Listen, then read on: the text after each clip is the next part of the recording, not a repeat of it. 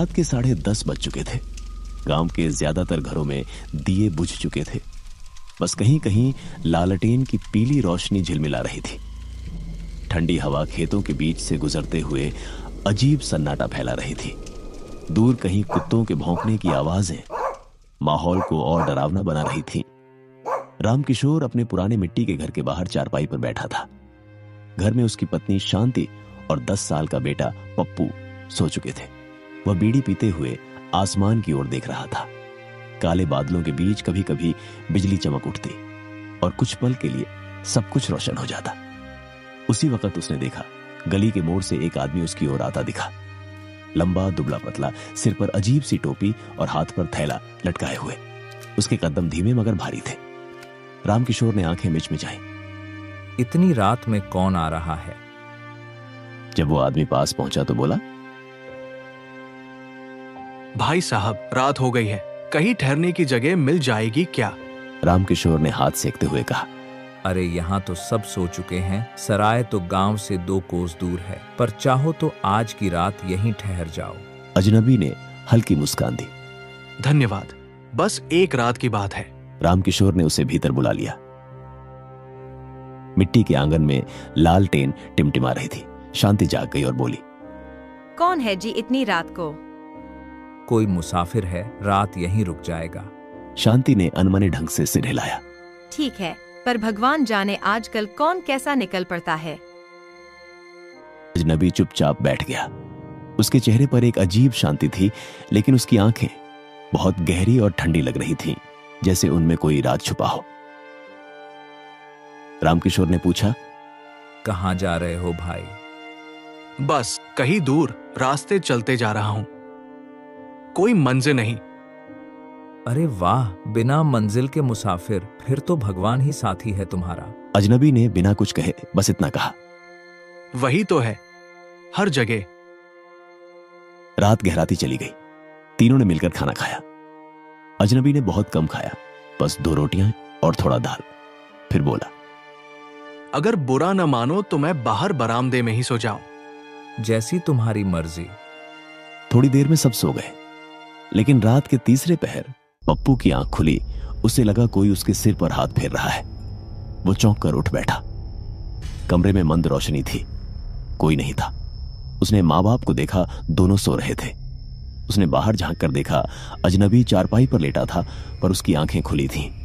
वो सीधा छत की ओर देख रहा था, बिल्कुल बिना पलक झपकाए। पप्पू डर गया। उसने सिर चादर में छुपा लिया। सुबह जब सब उठे तो अजनबी कहीं नहीं था। बस उसकी चारपाई पर मिट्टी के कुछ अजीब निशान थे, जैसे किसी ने गीली मिट्टी में पैर रखे हों। शांति बोली, देखा न मैंने, कहती थी रात में कौन सा आदमी घूमता है। अरे शायद सुबह सुबह निकल गया होगा। लेकिन उसी शाम जब रामकिशोर खेत पर गया तो चौकीदार ने कहा, कल रात तालाब के पास किसी अजनबी की लाश मिली है। पुलिस आई थी सुबह, कोई पहचान नहीं मिली। कैसी लाश? कहते हैं चेहरा बुरी तरह सड़ चुका था, कपड़े फटे हुए थे, जैसे कई दिन से मरा हो। रामकिशोर के हाथ से खुरपी गिर गई। कई दिन से मरा हुआ, लेकिन कल रात तो वो मेरे घर में जिंदा था। रात को वह बात उसने शांति को बताई। दोनों के चेहरों का रंग उड़ गया। कहीं वो भूत तो नहीं था? रामकिशोर ने कुछ नहीं कहा, बस चुपचाप दीवार की ओर देखने लगा। लेकिन उसी पल दरवाजे पर दस्तक हुई। शांति सिहर उठी। कौन है इतनी रात को? उसने कांपते स्वर में पूछा। बाहर से वही धीमी आवाज आई, भाई साहब, मैं फिर आ गया हूं, एक रात और ठहर जाओ। रामकिशोर का शरीर ठंडा पड़ गया। उसने दरवाजे की दरार से झांका। बाहर वही आदमी खड़ा था, लेकिन अब उसके चेहरे पर मिट्टी लगी थी और आंखें पूरी तरह लाल थीं। वो बोला, कल रात बहुत अच्छा रहा, आपने बहुत अच्छा स्वागत किया। रामकिशोर का दिल जोर जोर से धड़कने लगा। भगवान का नाम लो, दरवाजा मत खोलो। पर तभी दरवाजा अपने आप खुल गया। अंदर कोई हवा नहीं चली थी, फिर भी कुंडी हिली और फटाक से खुल गई। अजनबी धीरे धीरे अंदर आया। उसके पैरों से गीली मिट्टी टपक रही थी, जैसे वो दलदल से होकर आया हो। मुझे फिर वही जगह चाहिए, उसने कहा और बरामदे की ओर बढ़ गया। रामकिशोर बोल भी नहीं पाया, बस स्तब्ध खड़ा देखता रहा। अजनबी चारपाई पर लेट गया और आंखें बंद कर ली। सुबह जब सूरज निकला, चारपाई खाली थी। बस उस पर मिट्टी की मोटी परत और एक पुराना लोहे का सिक्का पड़ा था। रामकिशोर ने उसे उठाया तो सिक्का इतना ठंडा था कि उंगलियां सुन्न पड़ गईं। पीछे से पप्पू बोला, बाबा, वो अंकल फिर आएंगे क्या? पता नहीं बेटा, अगर आए तो दरवाजा मत खोलना। रात को गांव के मंदिर में घंटियां बजने लगी। पुजारी चिल्ला रहा था, तालाब के पास मत जाओ, वहां किसी की आत्मा भटक रही है। लेकिन उसी वक्त तालाब के किनारे एक परछाई धीरे धीरे उभरी। वही लंबा दुबला आदमी, उसके हाथ में वही लोहे का सिक्का था और होठों पर एक रहस्यमयी मुस्कान। उसने आसमान की ओर देखा और बोला, ठिकाना मिल गया। अब हर रात किसी नए घर में। सुबह के सूरज ने गांव के ऊपर सुनहरी रोशनी फैला दी थी, लेकिन रामकिशोर के घर के आसपास एक अजीब सी ठंडक बनी हुई थी। हवा चलती तो जैसे कानों में फुसफुसाहट सुनाई देती। मुझे फिर वही जगह चाहिए। शांति चूल्हे पर रोटियां सेक रही थी, पर उसके हाथ कांप रहे थे। पप्पू खिड़की से बाहर झांक रहा था और हर परछाई को देखकर सहम जाता। रात की वह घटना, दरवाजा अपने आप खुल जाना, अजनबी का फिर लौट आना, सब कुछ जैसे किसी बुरे सपने की तरह दिमाग में घूम रहा था। रामकिशोर खेत पर जाने की तैयारी कर रहा था, पर उसके पांव बार बार ठिठक जाते। कहीं वो फिर ना आ जाए। अब दिन निकल आया है। रामकिशोर ने खुद को दिलासा दिया। दिन में भूत नहीं आते। लेकिन उसे खुद अपने शब्दों पर भरोसा नहीं था। गांव में उस दिन अजीब माहौल था। तालाब के किनारे जहां उस अजनबी की लाश मिली थी, वहां अब लोगों की भीड़ लगी थी। पुलिस ने जगह घेर रखी थी, पर जैसे ही लोग पास जाते, ठंडी हवा का झोंका उन्हें पीछे धकेल देता। रामकिशोर ने दूर से देखा, वही चेहरा, वही कपड़े। उसका शरीर मिट्टी में आधा दबा हुआ था। पुलिस वाले कह रहे थे, लगता है किसी ने कई दिन पहले मारकर फेंक दिया। रामकिशोर का गला सूख गया। लेकिन अगर ये मरा हुआ है तो कल रात मेरे घर कौन आया था? उसी पल उसके कानों में फिर वही आवाज गूंजी, मुझे फिर वही जगह चाहिए। उसने सिर झटका, पर आवाज नहीं रुकी। अब वो साफ सुनाई दे रही थी, जैसे कोई उसके ठीक पीछे बोल रहा हो। वो मुड़ा, कोई नहीं था। शाम तक उसका मन बहुत बेचैन रहा।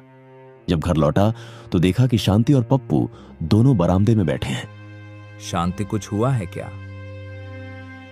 दिन में दरवाजा अपने आप खुल गया था, कोई था नहीं। पप्पू ने डरते हुए कहा, माँ, वो अंकल फिर आएंगे ना? चुप, वो कोई अंकल नहीं थे, वो कुछ और थे। फिर उसने भीतर जाकर वह लोहे का सिक्का उठाया जो कल सुबह चारपाई पर मिला था। उसे हाथ में लेते ही ठंडक उसकी हड्डियों में उतर गई। सिक्के पर कुछ उभरा हुआ लिखा था, ना लौटने वाले का निशान। वो शब्द जैसे उसकी नसों में दौड़ गए। उसने सिक्का कुएं में फेंक दिया। सिक्का गिरते ही कुएं के भीतर से छपाक की आवाज आई, फिर सन्नाटा। लेकिन कुछ पल बाद कुएं से धीमी हंसी की गूंज उठी। रात को उन्होंने दरवाजे, खिड़कियां सब कसकर बंद कर लिए। लालटेन जलाकर शांति ने भगवान की तस्वीर के आगे दीपक रख दिया। अब तो चैन से सो पाएंगे।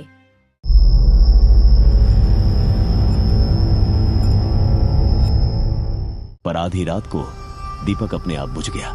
सारे कमरे में अंधेरा छा गया। रामकिशोर को नींद नहीं आ रही थी। अचानक उसे लगा कोई आंगन में चल रहा है। उसने खिड़की से झांका। बरामदे की चारपाई पर वही अजनबी बैठा था, सिर झुका हुआ, हाथ में वही सिक्का जो उसने कुएं में फेंका था। तू फिर आ गया। अजनबी ने धीरे से सिर उठाया। उसकी आंखें अब बिल्कुल काली थीं और होंठों से मिट्टी झर रही थी। तुमने मेरी चीज फेंक दी। वो तुम्हारा सिक्का मेरा निशान था। जहां वो रहता है वहां मैं भी रहता हूं। अजनबी बोला और उसकी आवाज मानो चारों ओर गूंजने लगी। शांति दौड़कर कमरे से निकली, हाथ में तुलसी की माला लिए। भगवान का नाम लो, दूर हटो, उसने चिल्लाकर कहा। अजनबी ने उस पर नजर डाली। उसके चेहरे पर अब एक डरावनी मुस्कान थी। तुम्हारे भगवान यहां नहीं आते। और वो धीरे धीरे धुएं में बदल गया। अगली सुबह गांव वाले इकट्ठा हुए। रामकिशोर ने सारी बात बताई, पर किसी ने विश्वास नहीं किया। भूत वूत कुछ नहीं होते, तुम लोगों को वहम हुआ है। पंडित हरिप्रसाद ने कहा, नहीं बेटा, यह जगह अब अपवित्र हो चुकी है। जिस आत्मा को शांति नहीं मिली वो बार बार लौटती है। तो क्या करें बाबा? आज रात मैं पूजा करूंगा, उस आत्मा को बांधने की कोशिश करेंगे। रात को गांव के 4 आदमी आए, मंदिर से घंटियां, मंत्र और धूप की खुशबू लेकर। घर के आंगन में वे सब जमा हुए। पंडित ने कहा, किसी भी हालत में लालटेन मत बुझने देना। अगर बुझ गई तो सब खत्म। पूजा शुरू हुई। मंत्रों की आवाज गूंजने लगी, लेकिन तभी हवा चलने लगी, तेज, फिर और तेज। लालटेन झिलमिलाई। शांति ने उसे बचाने की कोशिश की, पर अचानक लौ बुझ गई। सब अंधेरा। पंडित चिल्लाया, दिया जलाओ जल्दी। तभी चारपाई अपने आप हिलने लगी। बर्तन गिर पड़े, दीवारों पर जैसे कोई खरोंच रहा हो। पप्पू चिल्लाया, बाबा वो आ गया, वो आ गया। अंधेरे में किसी की परछाई धीरे धीरे उभरी। वही अजनबी। अब उसका शरीर पूरा डरावना दिख रहा, मगर उसकी आंखें लाल अंगारों जैसी जल रही थीं। मुझे जगह चाहिए। तुमने मेरी आत्मा को बांधने की कोशिश क्यों की? पंडित ने मंत्र पढ़ना शुरू किया। ओम नमो भगवते, ओम नमो भगवते। अजनबी ने गुर्राते हुए पंडित की ओर देखा और जमीन से उठती हवा ने सारे फूल, दिए और राख हवा में उड़ा दिए। रामकिशोर ने साहस कर कहा, कौन है? तुझे क्या चाहिए? अजनबी ने ठंडी हंसी हंसी। मुझे बस ठिकाना चाहिए, जहां मैं अधूरा नहीं रहूं। अधूरा? कैसी अधूरा? हाँ, उसने धीरे धीरे पास आते हुए कहा, मेरा शरीर तो मरा, पर आत्मा को किसी ने जलने नहीं दिया। मेरी चिता अधूरी रह गई थी। अब मैं हर घर में जाता हूँ जब तक कोई मेरी आत्मा को पूरा मुक्त न करे। शांति कांपते हुए बोली, अगर हम तेरी चिता जलाए तो तू चला जाएगा। अजनबी कुछ पल चुप रहा, फिर बोला, हाँ, पर ध्यान रखना, अगर किसी ने डर दिखाया तो मैं सबको साथ ले जाऊंगा। अगली सुबह पंडित ने सब गांव वालों को बताया कि आज शाम उस अजनबी की चिता फिर से जलानी होगी। सबने मिलकर तालाब के किनारे लकड़ियां रखी और उसकी अधेली लाश वहां लाई गई। सूरज डूबने को था। हवा में अजीब सी गंध थी, सड़ी मिट्टी और धुएं की। रामकिशोर, शांति और पप्पू भी वहां थे। पंडित ने कहा, अब जब आग लगाओगे तो पीछे मत देखना, आत्मा निकल जाएगी। रामकिशोर ने माचिस जलाई और लकड़ियों में आग लगा दी। धीरे धीरे लपटें उठी, जलने की गंध हवा में घुल गई। सब पीछे हट गए, लेकिन अचानक किसी ने पीछे से आवाज दी, मुझे फिर वही जगह चाहिए। रामकिशोर का दिल जैसे रुक गया। वो वही आवाज थी। उसने पीछे देखा, वही अजनबी खड़ा था, मुस्कुरा रहा था। तू तो जल रहा है। वो मेरा शरीर है, पर आत्मा अभी नहीं गई। क्यों नहीं गई? पंडित चिल्लाया। क्योंकि जिसने मुझे मारा वो अब भी जिंदा है। यह सुनकर सब सन्न रह गए। रामकिशोर ने डरते हुए पूछा, किसने तुझे मारा था? अजनबी ने धीरे से तालाब की ओर इशारा किया। वही गांव का चौकीदार।